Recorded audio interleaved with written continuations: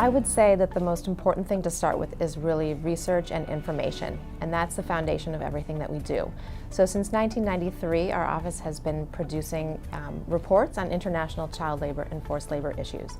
And we see these reports as really a fundamental basis of good policies, laws, programs, and so on, both for governments and for business. So what those reports are, we have an annual Findings on the Worst Forms of Child Labor report that covers over 140 countries and territories, and it goes into the individual situation of the worst forms of child labor in that country, as well as what is the government doing about it and what should the government be doing more of about it. And we give country-specific recommendations for each government on how they should be addressing their child labor problem. And then our other flagship reports are some lists that we produce. One is a list of goods produced by child labor or forced labor around the world. So that covers about 150 countries around the world. And again, it goes into the specifics of what goods are made by forced labor, what goods are made by child labor in those countries. And then a third list that we produce is a list of goods produced by forced or indentured child labor. That's sort of the worst, children in forced labor situations. And that list actually has public procurement consequences. The U.S. government is barred from procuring goods that are found on that list. So then we take these reports and we share them with governments, we share them with business, and we work with those partners to help them do more. So with governments, we'll tell them exactly where we think they're falling short and what they should be doing more of. In some cases, we'll actually use some grant funding that we have to help them do more of that. And with businesses, we'll point them to their risks and start working with them on how they can start addressing those. Well, we have a team of researchers that really scans the landscape on the countries that they're covering to really make sure that they're capturing any kind of new research that's coming out from governments, international organizations, NGOs. We also fund research, so we work with research institutions around the world and international organizations like the International Labor Organization that has a lot of expertise on this type of research. So if there's child or forced labor out there in the world and we suspect it's going on but we don't have a lot of information, we'll fund a study. We also have the privilege of working with our colleagues at the U.S. Department of State overseas in all of their embassies and consulates. So they're really on the ground in those countries and they gather information for us and feed it back to us. We just develop relationships with civil society groups, with worker rights organizations, NGOs, and keep that information dialogue going so that we can try to keep up with what's the latest. We don't use classified information in our reporting because we want all of our sources to be available to the public.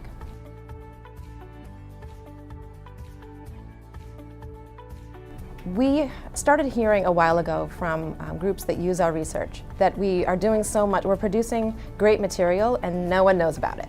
And we really heard that and realized that there's so many more partners out there that could be using our information if we were better distributing it and disseminating it.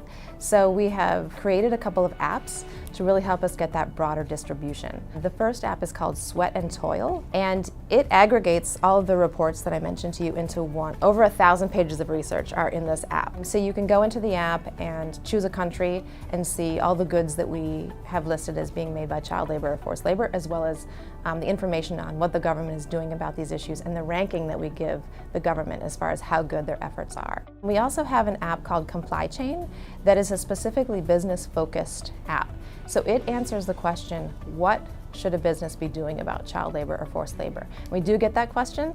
We have businesses coming to us saying, okay, you've pointed us in the direction of a problem, what should we do about it? So this app goes step by step through what kinds of due diligence they should be doing, what should they do when they actually encounter a problem of child or forced labor in their supply chain, how should they be doing stakeholder engagement, and a lot of other issues like that.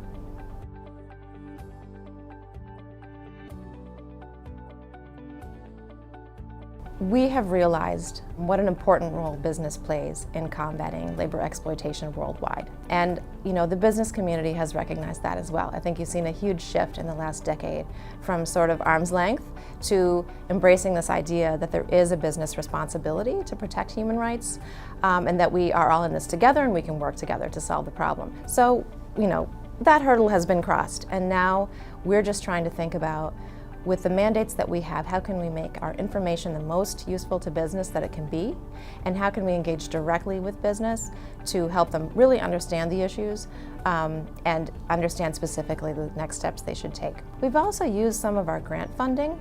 We've been privileged to receive some funding from Congress, and we've funded projects all around the world to get kids out of child labor or to address the needs of forced labor victims. So we've used some of that to fund public-private partnerships where companies and industry groups really have a role in working together with our grantee to combat the problems together. So we're doing that in the vanilla supply chain in Madagascar, cocoa in West Africa, hazelnuts in Turkey. We've done it in garments in Bangladesh and many other sectors.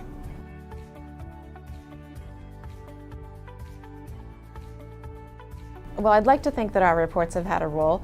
We've been publishing our reports since 2001 was the first time we put out our findings on the worst forms of child labor report. And even before that, throughout the 90s, we were publishing sort of precursors to the reports that we now publish on an annual basis. So throughout those couple of decades, I think there's really been a growth in global awareness about the issues, and I'd like to think that we played a small part in that.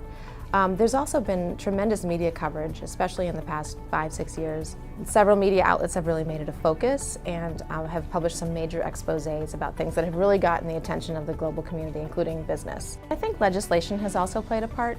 There's the California Transparency and Supply Chains Act, the UK Modern Slavery Act, the fact that several jurisdictions are now looking at replicating a Modern Slavery Act, whether it's Australia or Canada or other places. And then the U.S. also has some procurement regulations that affect sellers to the U.S. government. They're required to comply with certain rules regarding eradicating human trafficking in their supply chains. So I think companies kind of see the writing on the wall. They see more and more jurisdictions adopting these laws and know that it's becoming a little less voluntary and a little more mandatory.